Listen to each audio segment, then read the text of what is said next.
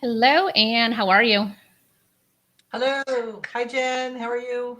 I am doing well. I'm kind of looking forward to this conversation right now. I feel like we've had a discussion about these things in the works for quite some time, and it's taken a pandemic for us to make it. As long as you get there, it really doesn't matter how you get there. It's that you've arrived, right? Yes, that's exactly it. So we're going to talk a little bit around LGBTQ publishing and writing and authorship and all of those beautiful things in this conversation. But I want the central focus to be around what you do and then who Golden Crown Literary Society is, because I feel like there's so much magic to what you all do as an organization that maybe my people don't know about. So can we just Yeah. start with you just kind of sharing a little bit about you and how you got involved? Yeah, sure. Uh, Golden Crown Literary Society has been around since 2004. We had our 15th anniversary that we celebrated at last year's conference. Nice. I've been involved, let's see, I guess I went to my first conference. We have annual conferences. I went to my first conference in 2006, started getting more involved, and started on the board in late 2007. So this is my third year on the board. I was brought in as a director of business development. So a lot of what I'm doing, I mean, ideally, it's nice if I can find corporate sponsorships that can provide cash. But a lot of the connection and the networking that I'm doing is across other organizations, some of which are also other nonprofits. A lot of them are mostly in that LGBTQ community space, Mhm. and just seeing ways that we can grow with partners as opposed to just financial sponsors. So that's a lot of the work that I'm doing. Nice.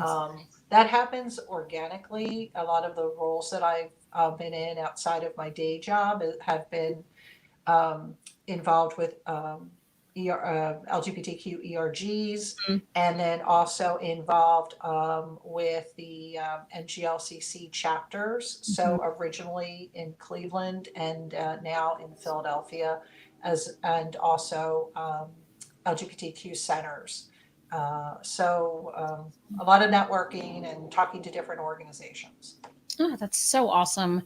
And I wish so was it our mutual friend Robin that connected us? I'm trying to remember how we were No, connected. actually, I we know met we met. I know, yeah, I was gonna say I know we met at NGLCC. Yeah, GLCC in Philadelphia, yeah, right? yeah. And then yeah, so I think it was Michelle Tamalu. Oh, I love Michelle.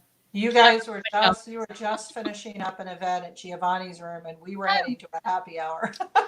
That's exactly what it was. That's Yeah. exactly what it was. Oh, okay, good, Yeah, good. you were working and I was partying, so I was yeah, I was headed to the party after. I hadn't gotten there yet. right, right. Actually, a party that I was hosting that I was late for, which Well, naturally. thank you. It was a fun event. Yeah. Yes, my pleasure. Okay, good. So now we have a little bit about you. Now let's talk about Golden Crown, because I know that when we started talking about this, I was just really excited to know that you existed, because I genuinely didn't know of you of what you all did prior Mhm. to our like deep discussions about this. And then of course, we've had conversations since and decided that we should collaborate and be partners in this together. So Mhm. that's kind of why, Yep. partly why I want to have this conversation. So, can you just share a little maybe about how Golden Crown came to be and then what the general mission is? Yeah, so it came to be because there was a lack of support for um, we like to you could either call it like women loving women fiction or lesbian themed literature. Um, they're just across standard publishing houses, traditional publishing houses.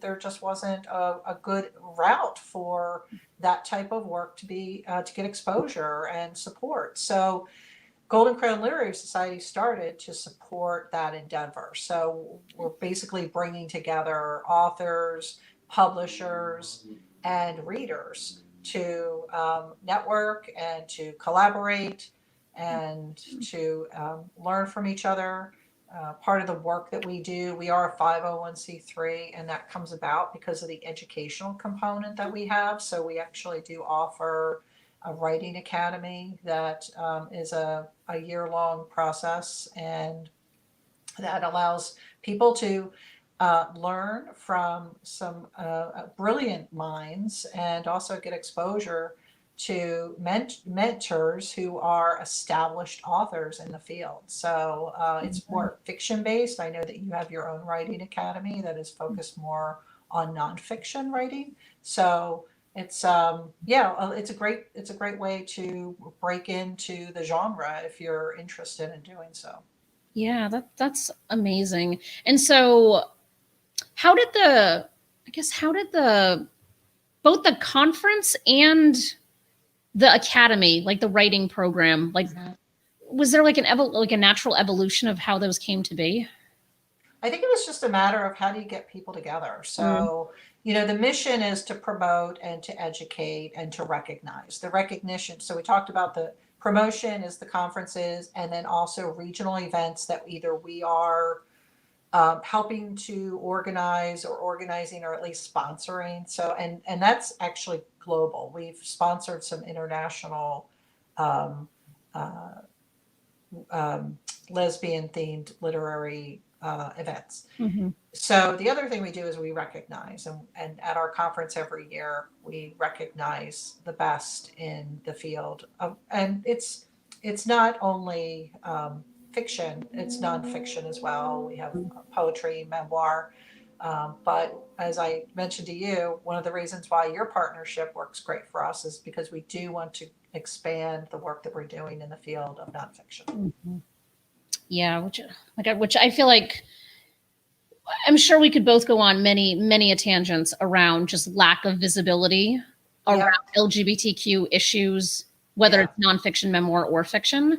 I feel like which is why I think your mission is so important, so valuable, just because I don't think that there's enough, I don't know, that just doesn't seem like there's enough out there. Even when you're explicitly looking for it, I feel like a lot of times you can't find it. And I feel like it's, to some degree, it's there. It's, how are we convening or putting it all together in one place for people to access? Right. I feel that, you used to just walk into a bookstore, especially, I always had an LGBTQ bookstore in my city in Philadelphia, Giovanni's Room. It's still around. It's not the same footprint that they had 20 years ago, but they're still there. And it used to be you'd walk into the bookstore and anything that was significant in the literary world that had an LGBTQ theme to it, you would find it there. And now we have the access to the internet, and through the internet you can find a lot more information, but it's, where is it contained? How do I know what to look for? If there's a lot of publishers out there, and I think them getting exposure, but then there's also a lot of people who are self-publishing too. So I think it's important for those authors to have a voice in the community as well, and have a way to get out to a marketplace and be recognized. Yeah, absolutely. And so is there kind of two paths for what you all do, in terms of there's the LGBTQ person who's writing for, or the LGBTQ person who is writing about the LGBTQ community, and then there's the LGBTQ person who is writing an author on unrelated matters.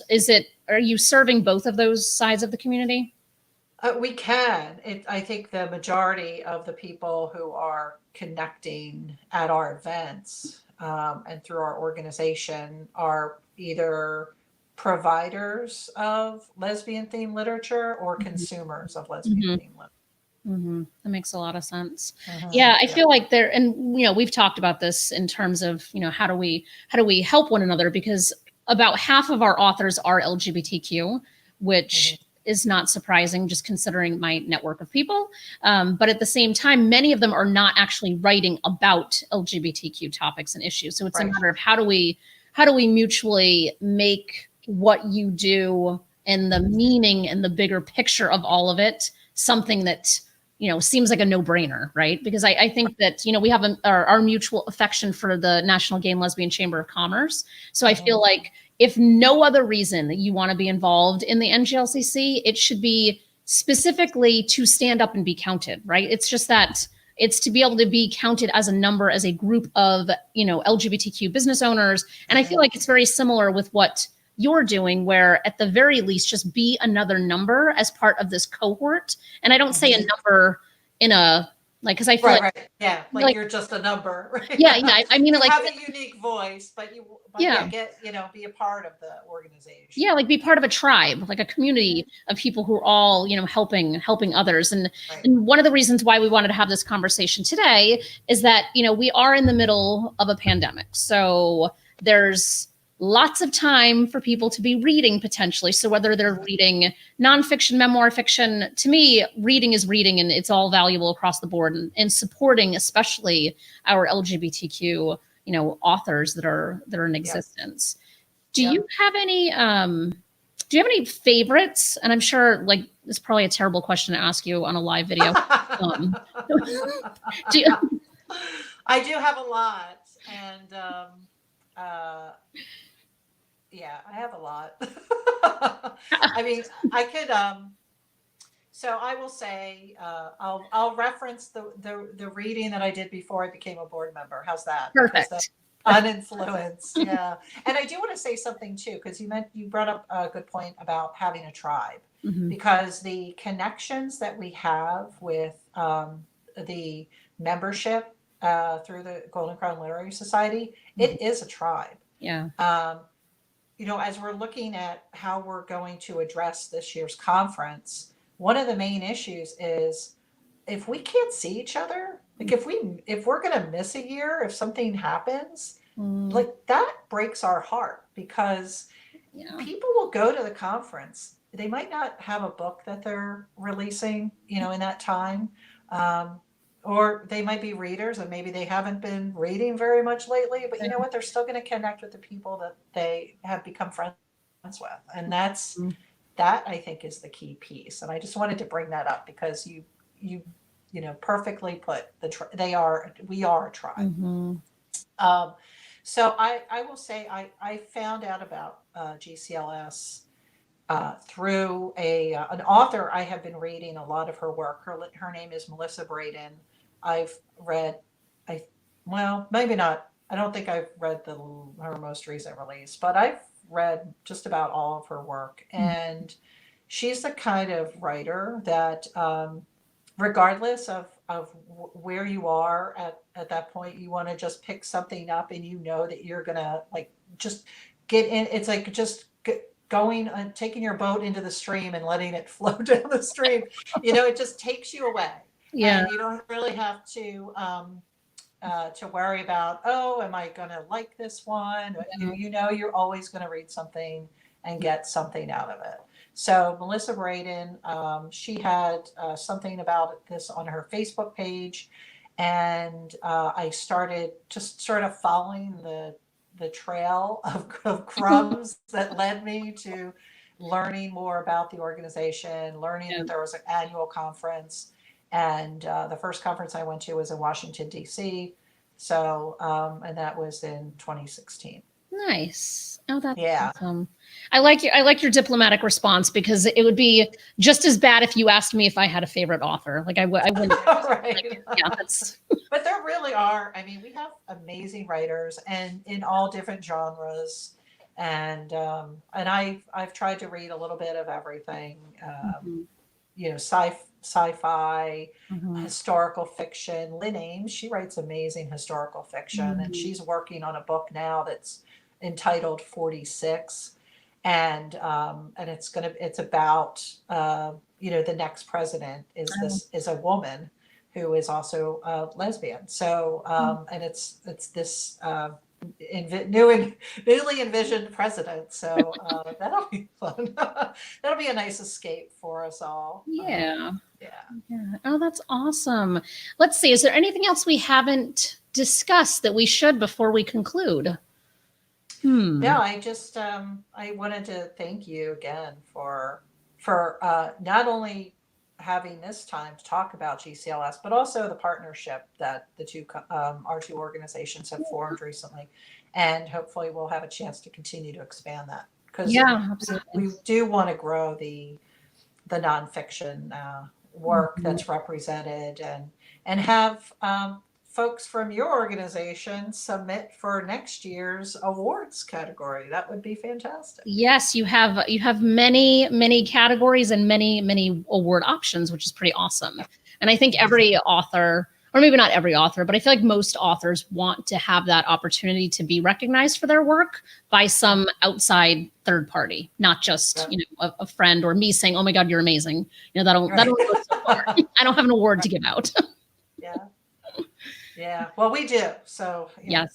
Send them our way. Yes. I know I have your web address scrolling along the bottom of the screen. So if anyone is interested, you kept it nice and clean and simple, goldencrown.org. But are there any other places that you'd send people to find out more? Yeah, so we're on Facebook, Twitter, Instagram, and YouTube. We started compiling some really great videos where folks can learn more about us from authors and other board members. We have really some great information out there. Nice. That's awesome. Well, this was good. I'm so happy that we did this, pandemic aside. And Right? I really appreciate our partnership. And I'm hopeful that at some point we'll be together at your conference. Yes. I was very much looking forward to my memoir workshop.